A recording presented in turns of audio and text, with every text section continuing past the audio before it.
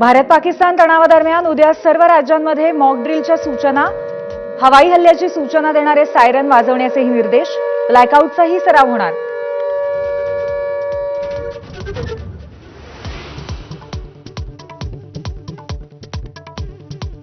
पहलगाम हल्ल्याच्या पार्श्वभूमीवर दिल्लीमध्ये पंतप्रधान नरेंद्र मोदींचा बैठकांचा सपाटा. गृहसचिव गोविंद मोहन, संरक्षण सचिव राजेश कुमार सिंग आणि राष्ट्रीय सुरक्षा सल्लागार अजित डोभालांची चर्चा.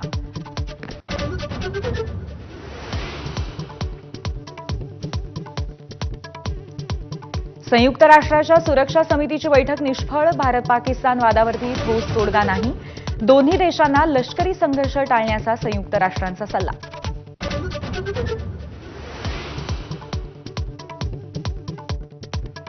दहशतवाद विरोधातल्या लढ्यामध्ये रशिया भारतासोबत, पुतीन यांची फोनवरनं मोदींना ग्वाही. तर स्थिरतेसाठी पाकिस्तानला पाठिंबा देऊ, चीननं दाखवले रंग.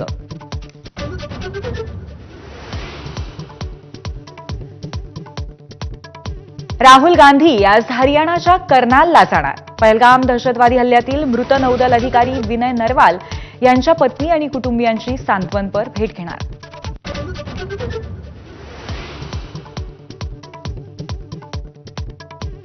लोकसभेचे विरोधी पक्षनेते राहुल गांधींनी घेतली पंतप्रधान नरेंद्र मोदींची भेट. नव्या सीबीआयच्या संचालकांच्या निवडीसाठी पंतप्रधान कार्यालयामध्ये बैठक.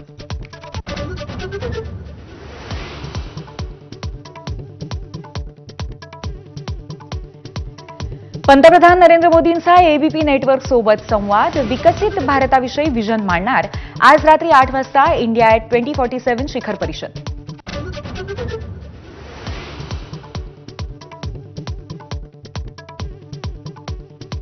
पुण्यश्लोक अहिल्यादेवी होळकरांचं जन्मस्थान असलेल्या चौंडीमध्ये आज मंत्रिमंडळ बैठक.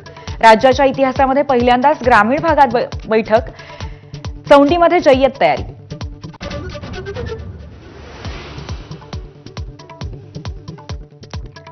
मुंबईतल्या मिठी नदी सफाई प्रकरणी आर्थिक गुन्हे शाखेकडनं गुन्हा दाखल. 7 ते 8 ठिकाणी छापेमारी. कंत्राटदार, बीएमसी अधिकारी निशाण्यावर.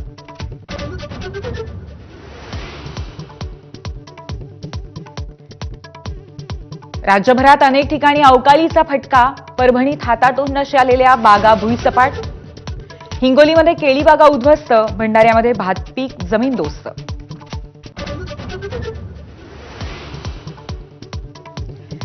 छत्तीसगडमधल्या कर्रेगुट्टा पहाडीवरती नक्षलवाद्यांकडून आयईडी स्फोट. सर्च ऑपरेशन दरम्यान झालेल्या स्फोटात सुरक्षा दलाचे 2 जवान गंभीर जखमी.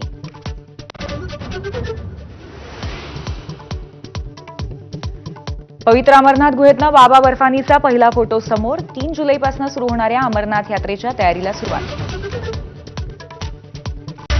Headlines brought to you by Chitale बंधू.